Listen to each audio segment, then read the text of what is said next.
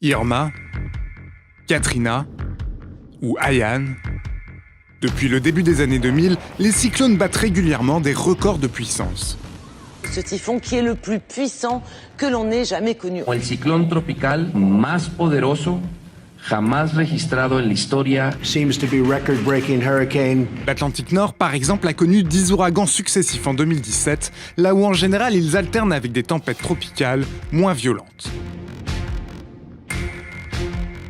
Un tel enchaînement est inédit depuis que les météorologues étudient ces phénomènes. Et selon eux, à cause du réchauffement climatique, ce type de série qui implique les ouragans les plus intenses risque de devenir de plus en plus courante.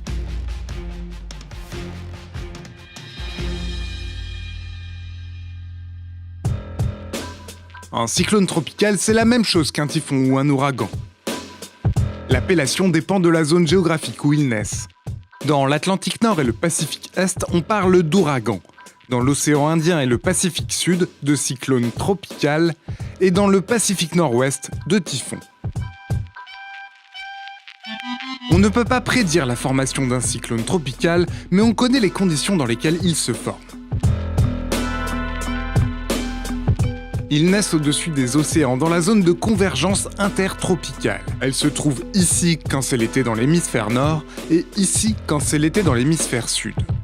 C'est une zone en fait, où les alizés des deux hémisphères se rencontrent et ça force des ascendances nuageuses et il y a donc des averses orageuses qui se forment. Parfois donc il y a des amas nuageux qui s'organisent un peu, qui prennent une structure un peu plus importante et qui se développent parce qu'on rencontre donc certaines conditions favorables. La première et la plus importante de ces conditions favorables, c'est un océan chaud.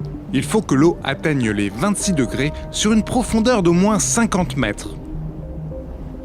Ça crée une forte évaporation qui alimente la création d'un ouragan. Le principal carburant, c'est clairement la chaleur océanique qui est en fait arrachée à l'océan par l'évaporation. Et ensuite, cette énergie est restituée par condensation dans le phénomène cyclonique. C'est ça qui forme les gros nuages, les gros cumulonimbus qui donnent ensuite des pluies très abondantes. Sur ce schéma, les flèches rouges montrent l'air chaud qui monte et les bleus l'air plus froid qui redescend. La deuxième condition favorable dépend des vents. Il faut qu'ils soufflent dans la même direction sur toute la hauteur de la troposphère, c'est-à-dire les 15 premiers kilomètres de l'atmosphère. Parce que si ce n'est pas le cas, en fait, des vents un peu contraires vont avoir tendance à déstructurer le tourbillon naissant et donc l'empêcher de prendre de l'ampleur. Dernier point, il faut que l'amas nuageux tourbillonne. Et c'est possible grâce à la force de Coriolis. À l'échelle de la planète, la force de Coriolis donne une trajectoire courbe aux masses atmosphériques. C'est parce que la Terre est une sphère qui tourne sur elle-même.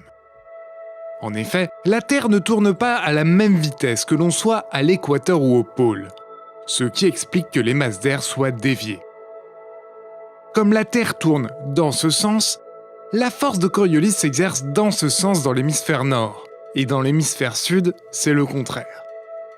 Ensuite, la force de Coriolis a un effet à plus petite échelle sur le sens du tourbillon des ouragans. Pour schématiser, prenons ces rouages. Quand tous les rouages à l'extérieur vont vers la droite, ça fait tourner le rouage central vers la gauche.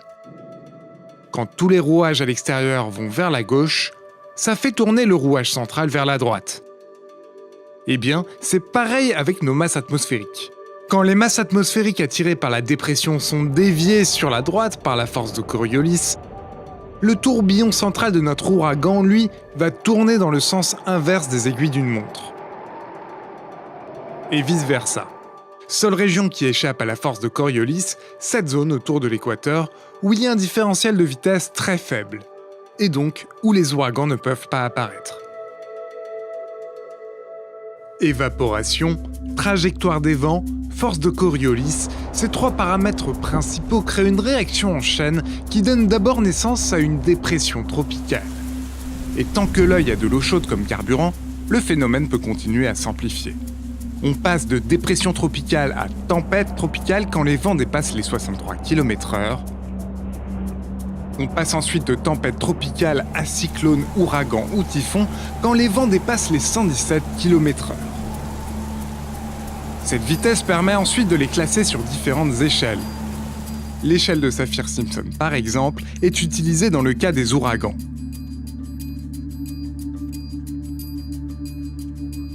Mais il est encore impossible de prévoir avec certitude les stades d'intensification d'un cyclone. Comme le phénomène mesure au moins 500 km, sa taille le fait interagir avec beaucoup trop de paramètres. Par exemple, en 2017, l'ouragan Maria est passé de catégorie 1 à 5 en près de 24 heures. Ce qui n'avait jamais été observé depuis que les cyclones sont étudiés par satellite, c'est-à-dire depuis les années 70. Avec les données récoltées depuis, on n'observe pas d'augmentation du nombre de cyclones à cause du réchauffement climatique. En revanche, la hausse des températures de l'océan, qui était de 0,8 degrés en moyenne en 2017, va avoir un impact sur la puissance des cyclones. Dans le futur, on s'attend à ce que les ouragans les plus puissants, en fait, soient encore plus puissants du fait de l'apport supplémentaire énergétique que vont apporter des eaux plus chaudes. Il y aura davantage de carburant, donc ça va emballer encore davantage la machine et creuser des dépressions encore plus creuses et donc des vents plus puissants. Et il n'y a pas que l'intensité des ouragans qui va s'accroître. Les pluies qui les accompagnent devraient augmenter de 20% selon les experts du GIEC. Conjugué à l'élévation du niveau de la mer, cela va renforcer la puissance destructrice de ces phénomènes. Car ce n'est pas le vent, mais l'eau, générée par les ouragans, qui fait le plus de dégâts et de victimes.